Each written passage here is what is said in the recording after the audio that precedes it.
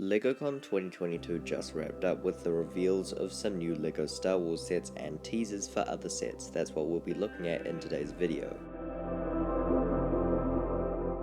Hey guys, so yes, the ATT and Justifier did get revealed, and I am going to talk about those, but I'm going to kind of go through this like the panel went through stuff and kind of start with some of the stuff they showed off, and then get to the sets and then what they showed off after. So that's how this video is going to work, and if you didn't watch LegoCon, this is kind of what the experience was like. So of course we had to go through the entirety of LegoCon before Star Wars came on, and honestly it wasn't as bad as last year. There were a lot more reveals, so it was a lot more interesting. We saw the Sanctum, the 90th anniversary castle, the classic Space Galaxy Explorer, and a few other stuff.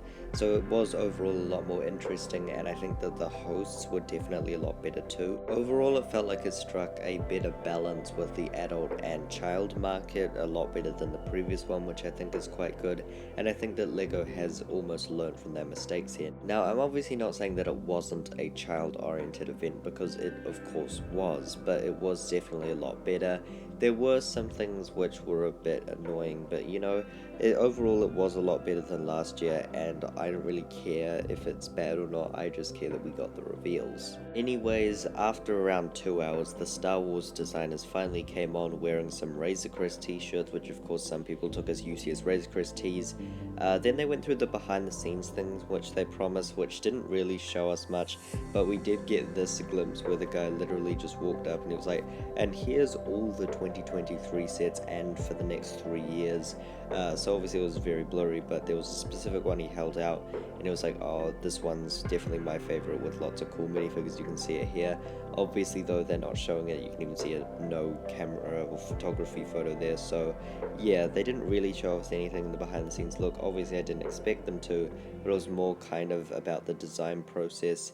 Again though, not really about the design process, more focused on the day in the life of a LEGO Star Wars designer, although it was semi-interesting. Anyways, you want to see these sets and not some blurry pictures of a lot of them, so I'll just let them reveal it because they reveal it in a much more dramatic way. Better now, yeah. I can understand why you had to tease us and disguise some of the LEGO Star Wars sets that you're working on in Innovation House. I get it, but come on, guys, you've got to give us something. You want to see? Shall we? Yes. We do. All right, there we go. Let's do it. Careful.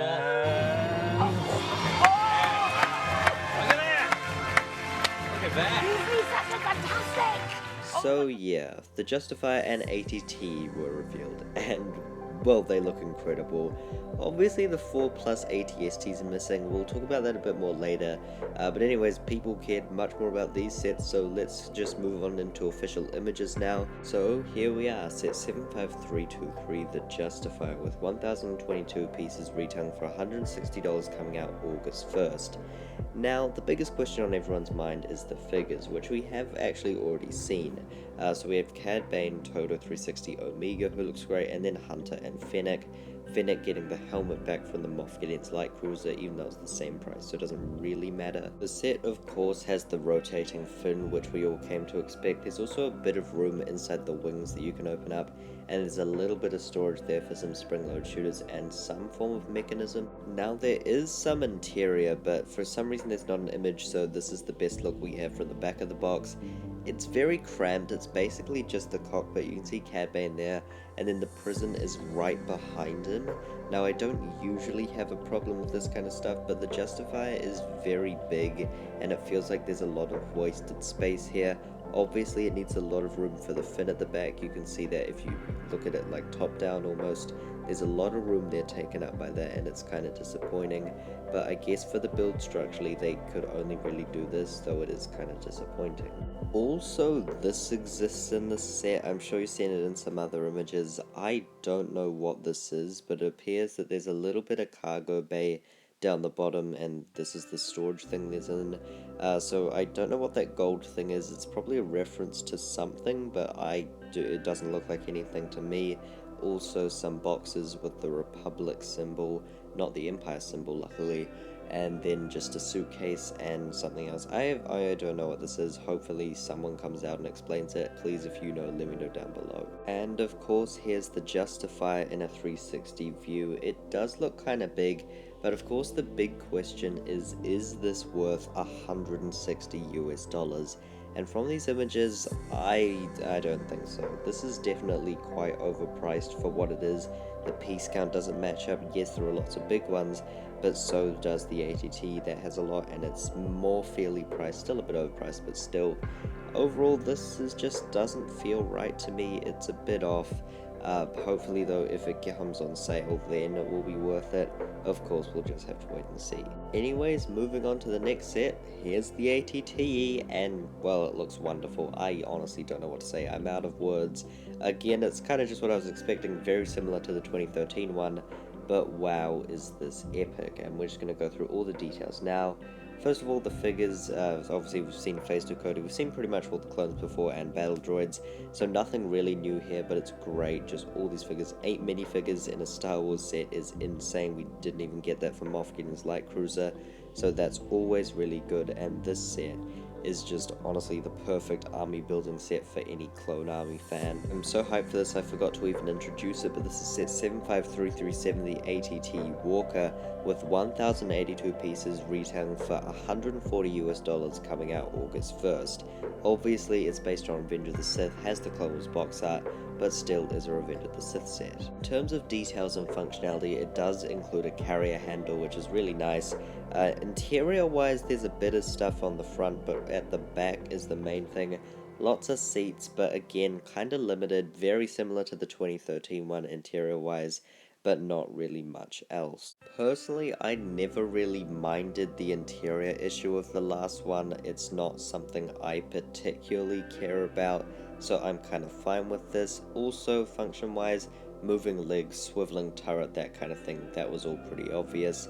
But overall, this set is, well, it's amazing. I honestly don't know what else to say. It truly is incredible. Now, those sets were obviously the highlight of LegoCon, but there was one more thing of note for LEGO Star Wars, and that was the first teaser and trailer date for LEGO Star Wars Summer Vacation, the next LEGO Star Wars Disney Plus special. They obviously had the holiday special and then Terrifying Tales, and then this year, on August 5th, they're having Summer Vacation, and I don't think the teaser is going to go online because there's a trailer date which I'll let them reveal, so I'll obviously just play the teaser now. Holiday season. Please be a cape. That's a wrap! Survive the Terrifying Tales. Be afraid! Be very afraid! This isn't funny! Now witness their greatest escape. Best vacation ever! Strap in, baby. Get rubbing. And don't forget my shoulders. They really burn. LEGO Star Wars Summer Vacation. New trailer online Tuesday. So there you have it, new trailer online Tuesday, and I know a lot of people don't really care about this, but I'll just chuck it in because obviously a few people do. So yeah, LegoCon 2022 was pretty successful for Star Wars. We got a lot of cool things. Obviously the main thing that was missing was the 4+ ATST, which is now the one set which we don't have from August, which is kind of weird that they didn't just chuck it in. It's definitely a weird one to be the last one coming. Like, I feel like that would just be one that they would just reveal kind of first because no one really cares about it. But whatever, we'll just have to wait and see what happens with that set.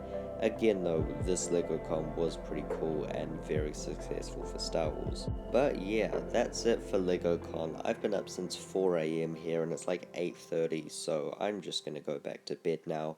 But please let me know your thoughts down below. Do you like the Justifier, the ATT? What do you think those 2023 sets are? However, yeah, that'll be it for today. I hope you enjoyed this video. Please remember to like and subscribe. That'll be all, folks. Goodbye.